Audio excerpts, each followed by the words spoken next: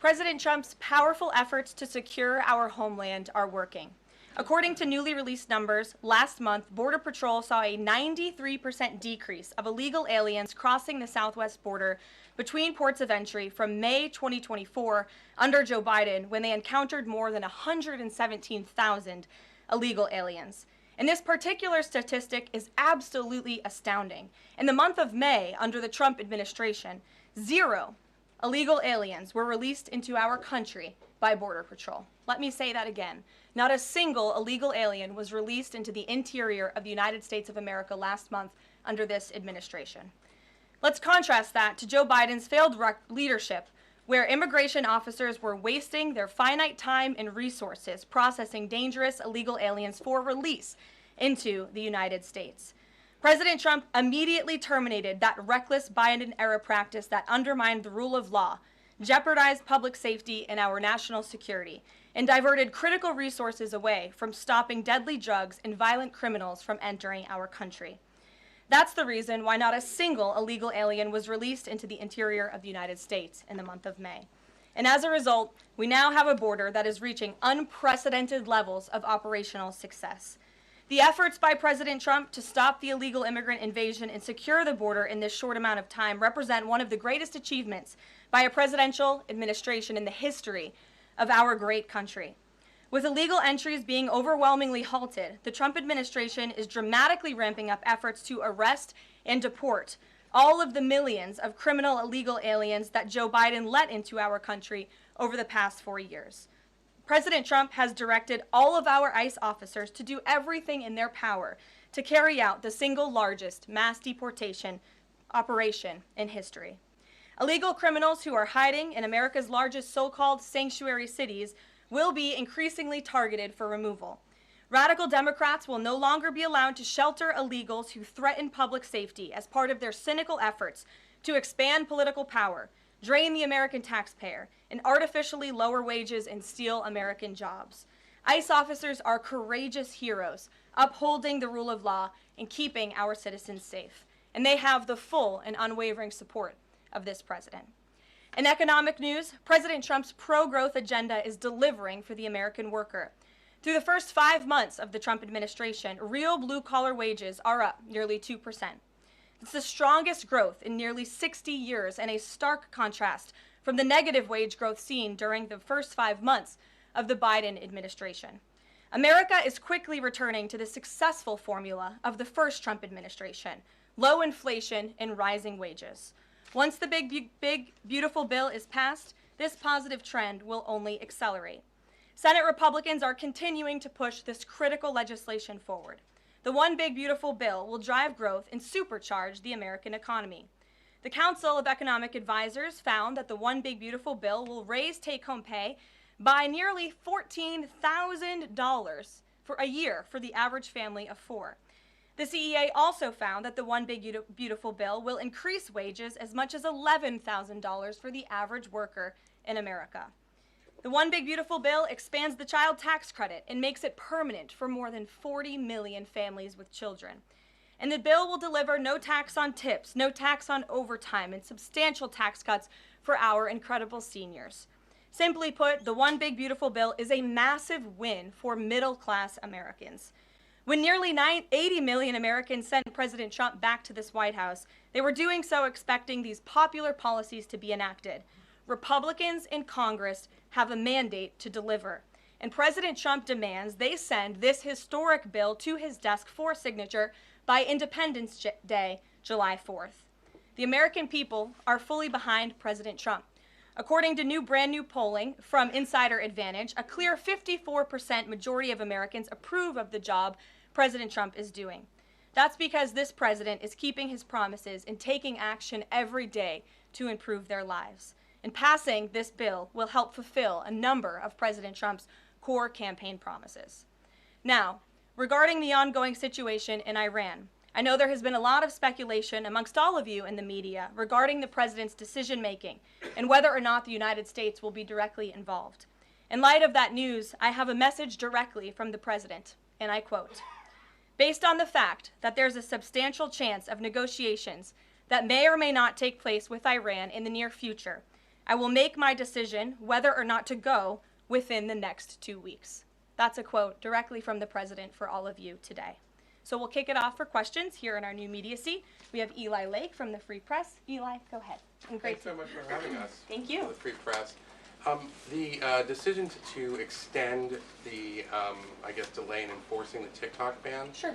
Can you talk about how the White House understands its constitutional authority in light of the Supreme Court's decision in January that said that the president had to enforce the ban? Sure. Well, as all of you know, because the president put it out on his Truth Social today, he did sign an executive order to extend the TikTok ban for 90 days. So in the effort to make a deal. And the White House counsel and the Department of Justice have reviewed this executive order, and I can get it for you. I think it's on our website by now. If it's not, my team will now put it up immediately. And you can read the language in that executive order. And the White House counsel's office and the Department of Justice strongly believe in the legal rationale for this executive order. They wouldn't have the president's pen hit it if they didn't.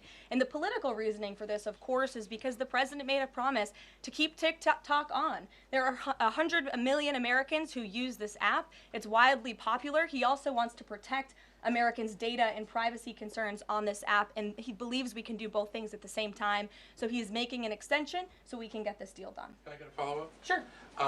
A few weeks ago, Tucker Carlson reported on a meeting between the president, Mark Levin, and others at the White House. Is there a leak investigation, and can you say who else was in that meeting? I'm not aware of a leak investigation at this time. I, for one, do not reveal details about the president's private meetings without his permission to do so. But certainly the president does not like when people leak. He takes that very seriously. This entire administration takes that seriously, and that's why you've seen at agencies some of the cabinet secretaries have been given the authority by the president to let go of staff who are engaged in such leaks, especially those that risk American national security. Sure. Go ahead. Karoline, thank you. So, Rhino warmonger Lindsey Graham, he recently called on the U.S. to go all in. That's quite the lead to a question. Right. What's your message to everyday Trump supporters? Not the Tucker Carlsons or other big names, but everyday Trump supporters, grassroots who voted for President Trump to stop the wars, rejected this in the primary, going into another war with voting against Nikki Haley, and they want to see non-U.S. involvement in this war. What's your message? Trust in President Trump.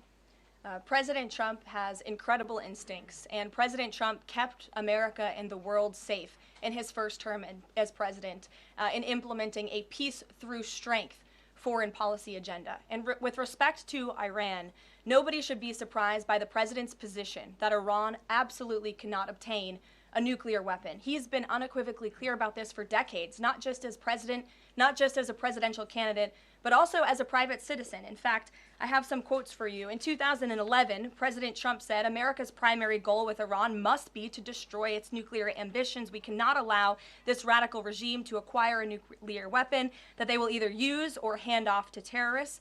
In 2015, the president said, "The problem is that Iran poses an existential threat to Israel, our Middle Eastern allies, and the United States." And of course, the president has repeated that in his first term as president and his second term as president as well. That's why he was adamantly opposed to the disastrous Iranian nuclear agreement that was implemented by President Obama. And it's why he has given great latitude and given a lot of effort to achieving a diplomatic solution. But he's been very clear. Iran went for 60 days when he gave them that 60-day warning without coming to the table.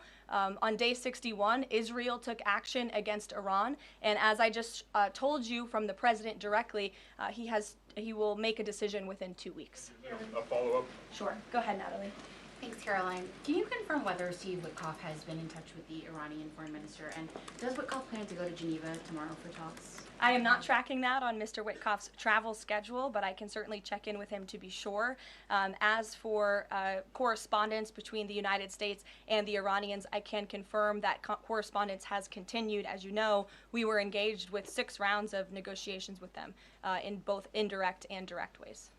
Thanks, Kelly. Just to clarify the president's statement just now, when he says that he'll make a decision in the next 2 weeks, is he saying that if Iran does not come back to the negotiating table within the next 2 weeks, that the president will strike? The president is saying that he will make a decision whether or not to go within the next 2 weeks. It's very clear and direct. And is he seeing any signs of progress? He obviously is holding out hope for negotiations, but is he seeing any inklings of progress that give him that hope that talks are still possible? Well, that's why he said in the statement that I just read for all of you, based on the fact that there's a substantial chance of negotiations that may or may not take place with Iran in the near future, he will make that decision within the next 2 weeks. What makes him think there's still a substantial chance is my question. I'm not going to get into the reasoning and the rationale. The president believes that, but that's his position, and he will make a decision within the next 2 weeks. Karoline. Sure. Thanks, Karoline. President Trump has said previously in regard to Russia, he's used this phrase about 2 weeks several times in terms of like, we expect like a 2-week deadline and then you give another 2-week deadline. How can we be sure that he's going to stick to this one on making a decision on Iran? Well, in those deadlines, as you've seen in respect to Russia-Ukraine, might I add, these are two very different, complicated global conflicts, as you know, that the president inherited from our previous incompetent president in the weakness of the previous administration. And the president has spent a tremendous amount of time and effort cleaning up these crises that were caused by the last administration's just complete dereliction of duty on the world stage and American weakness. Now we have American strength again. With respect to Russia and Ukraine, because of that American strength, and the president's leadership, we have seen these two sides engage in direct negotiations. And the last time the president said 2 weeks, you saw Russia and Ukraine have direct negotiations for the first time in years. And so the president is always interested in a diplomatic solution to the problems and the global conflicts in this world. Again, he is a peacemaker in chief. He is the peace through strength president. And so if there's a chance for diplomacy, the president's always going to grab it. But he's not afraid to use strength as well, I will add. Francesca. Thanks, Caroline. What exactly would a deal with Iran need to entail? No enrichment of a uranium, and it would absolutely not. Iran is not absolutely not able to achieve a nuclear weapon. The president has been very clear about that. And by the way, the deal that Special Envoy Witkoff proposed to the Iranians was both realistic and acceptable within its terms, and that's why the president is sent that deal to them. To follow up on what you told Natalie, are the talks that the United States is currently having with Iran direct, or are those through intermediaries? And if so, which countries are acting as the intermediary right now? Out of respect for the ongoing discussions and negotiations, I am not going to get into the details of them. We've provided you confirmation for now. Go ahead.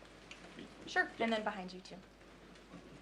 Oh, Go ahead. sorry, thanks. Sorry. On the topic of negotiations and talks, does the president have any hopes or specific expectations for the talks tomorrow between European foreign secretaries and their Iranian counterpart? Well, certainly the entire world is on the president's side when it comes to the fact that Iran cannot obtain a nuclear weapon. This is something that pretty much all of humanity, except for the Iranian terrorist regime themselves, agree upon. And so the president expects that Europe will deliver that message directly to the Iranians. Why does President Trump believe that this 90-day extension on TikTok will provide more runway perhaps than the previous extensions that haven't led to a divestment deal? Because it's more time to make a good deal. Simple question. Dasha? Thank you so much. I know things are going day by day. Right now, the president wants maximum optionality. Is the possibility of the U.S. getting involved in regime change in Iran at all on the table at this point? And then I have one on Sure. The president's top priority right now is ensuring that Iran cannot obtain a nuclear weapon and providing peace and stability in the Middle East. On Medicaid, Caroline, Sure. the Senate put forward Medicaid provisions, particularly a lower cap on state provider taxes that hospitals have said would lead to mass closures, particularly in rural communities. Is the president willing to sign a bill that includes those provisions that Republican senators like Josh Hawley say will lead to hospital closures? Out of respect for the ongoing discussions that the White House is very much actively involved in with our friends in the United States Senate, I won't comment on that specific provision. Look, the bill hasn't been sent to the president's desk yet. There's more room for change. The president, for one, I will reiterate, has been very clear on his priorities with respect to Medicaid.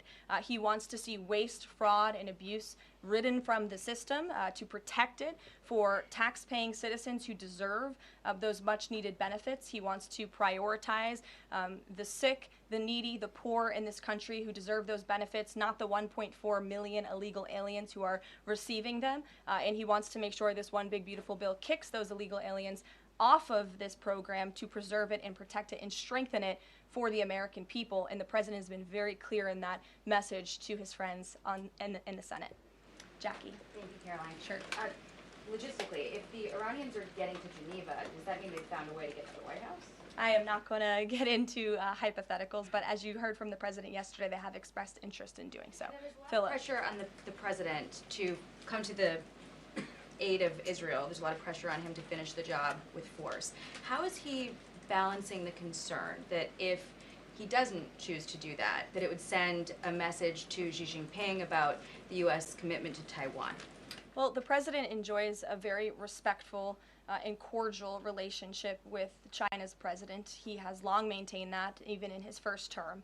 And China and the United States share many strategic interests, both in terms of economics and also, of course, global affairs and foreign policy as well. However, when it comes to balancing these different viewpoints, the president is balancing a lot of viewpoints, and he is listening not just to other world leaders, but to his advisors and to people here in the country and the American people too. And I think that's what makes this president such a great leader, is his ability to listen and make a good decision on behalf of the American public based on his instincts and his experience. Don't forget, this is a president who was here before, and the world was a much more peaceful and stable place when he left office than when he came back in after the past 4 years of complete incompetence by the previous president. Philip, go ahead. Thank you, Caroline. Two quick questions. When the president says Iran is very close to a nuclear weapon, is he relying on U.S. intelligence or intelligence sharing from an ally to make that assessment? It is a fact, and the United States government maintains this fact, that Iran has never been closer to obtaining a nuclear weapon. And then if the U.S. were to take some type of military action, would the president go to Congress to seek war authority? I'm not going to engage in hypotheticals. I gave you the statement from the president. He'll make a decision within 2 weeks. Thank you, Caroline. Sure. Go ahead. Thanks, Caroline. Mary and then Elizabeth. Two questions, one on Iran and then the second on something Jasmine Crockett said this morning. So given that we know the Iranian government did order an operative to assassinate the president, is there concern that Iran might respond with non-traditional military ways to some kind of strike on Iran, such as another assassination attempt? And has the Department of Justice looked into this last attempt on the president's life?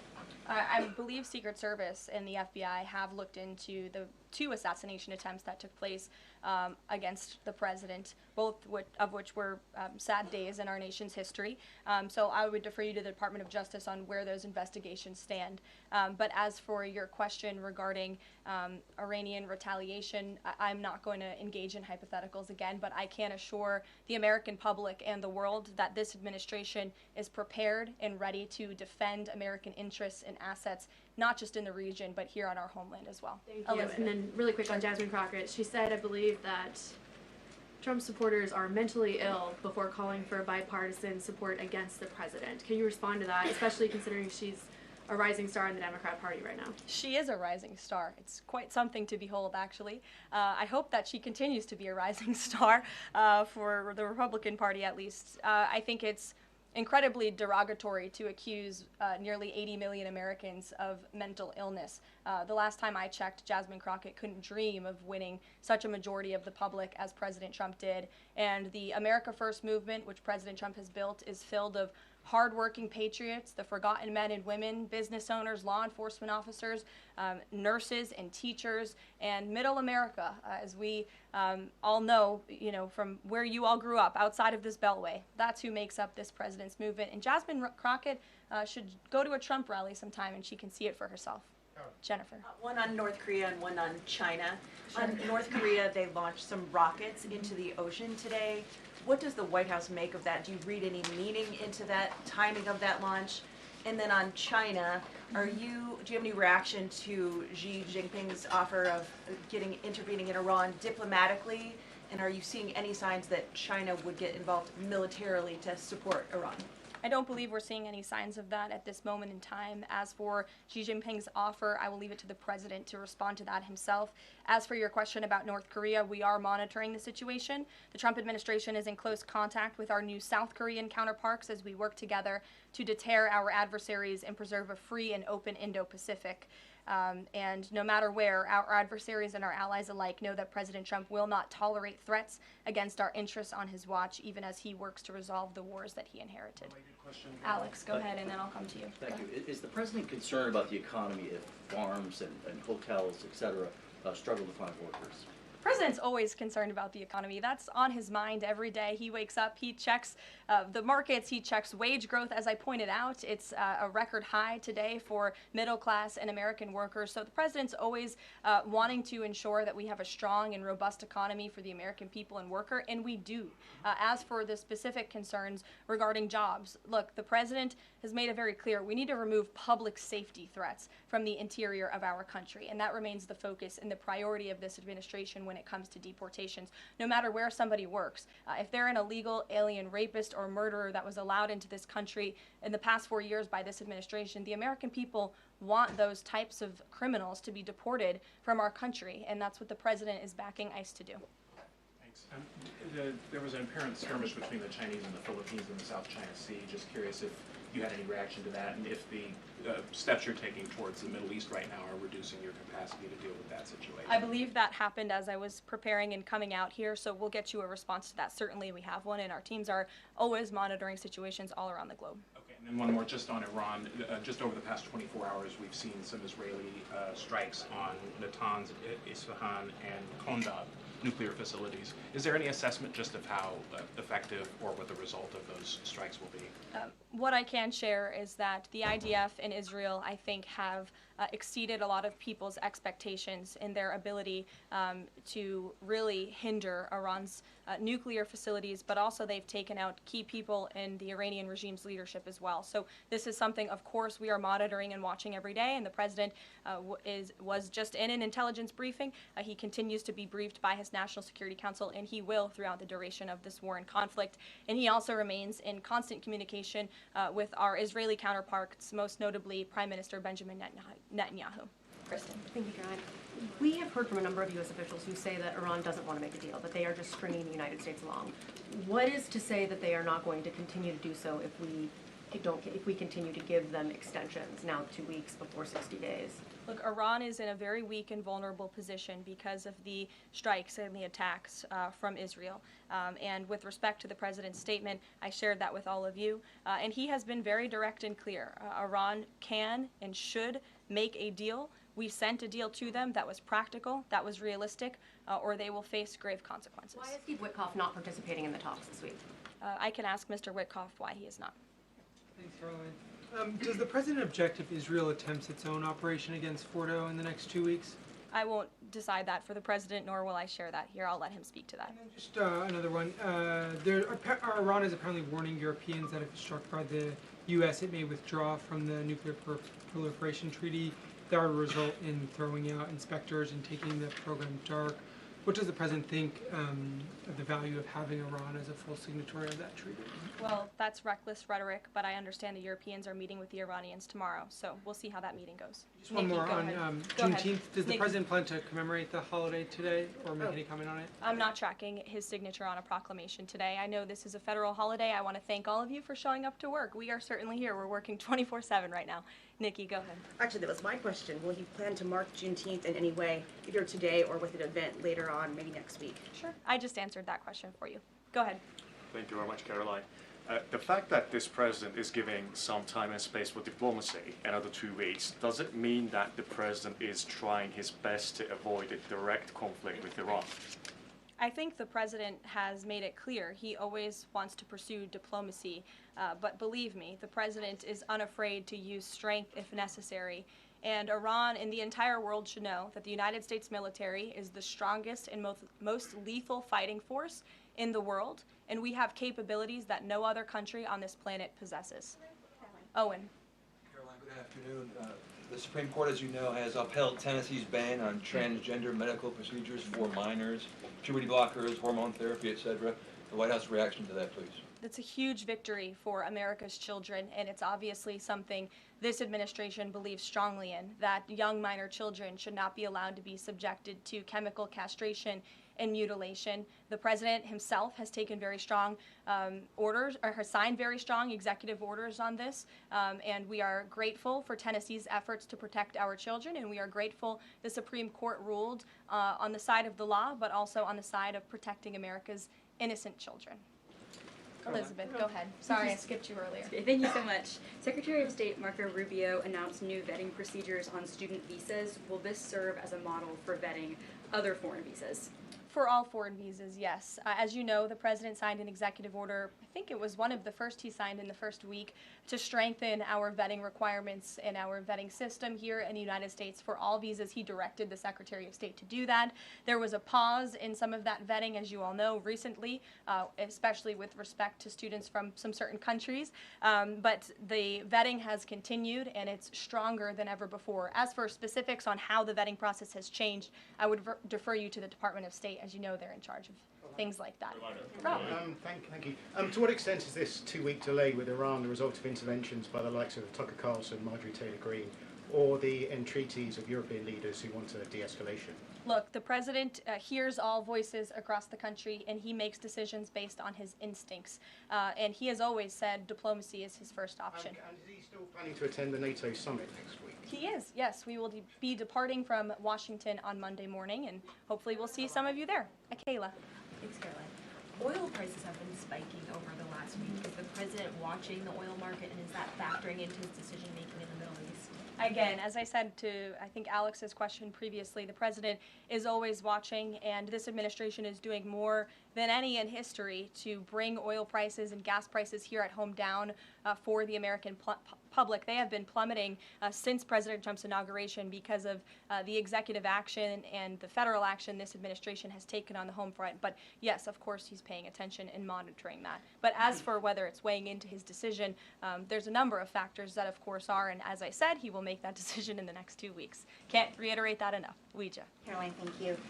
With regard to a potential deal, Iran has said it will not negotiate under duress. Does the president believe there should be a ceasefire in these next 2 weeks as the U.S. tries to broker a deal? That's not what he said in the statement he dictated to me, so I won't get ahead of the president or add anything additional to the statement that he gave me the liberty to share with all of you. And then just to follow up on how close Iran is to a nuclear weapon, can you clarify, when the president said a few weeks away, did he mean obtaining enough enriched uranium to start building a weapon, or did he mean Iran is a few weeks away from completing the production of a weapon? I'm glad you asked that, Ouija. It's an important question, and it's one, frankly, the media has been getting wrong. Let's be very clear. Iran has all that it needs to achieve a nuclear weapon. All they need is a decision from the supreme leader to do that, and it would take a couple of weeks to complete the production of that weapon, which would, of course, pose an existential threat not just to Israel, but to the United States and to the entire world. And that is something that the entire world, including countries like Russia, is in agreement with, that Iran should not and cannot obtain a nuclear weapon. And that's why the president believes that, and he's believed that, again, not just his political career, but frankly, his entire life. So it Michael. sounds like it's the former, just to be clear. Correct. They have the components. Okay, Correct. thank you. Michael. Caroline, as we look forward to the NATO summit next week, Spain right now is threatening not to oblige the president's request for all NATO countries to spend at least 5% of their GDP. Does the president take issue with this, with Spain right now? I didn't see Spain's comments. I'll make sure the president sees them, and I can assure you he wants to see all European countries pay their fair share and meet that 5% threshold. It's only fair considering the American taxpayers have given a significant chunk of money to the tune of billions of dollars to support our mutual interests and our assured defense. So I will let him speak to that, but he's made his priorities for our European allies quite clear, including Spain. Caroline, one last question. When it comes to the president's position on foreign policy in general, is there a phrase that the White House has coined? Is there a Trump doctrine? Does the president like to talk about this? Anyone here in the White House talking about this? And if so, if there is something akin to a Trump doctrine, how would you define it? America first, always. And with that, I think I'll leave you. I know there's a lot of news in the world right now. As you know, our team is always here to answer your questions, and the president, I am sure, will take more questions from you guys at some point this week, as he always does in the effort of transparency. I appreciate your being here on a federal holiday, and we'll see you later. Thank you.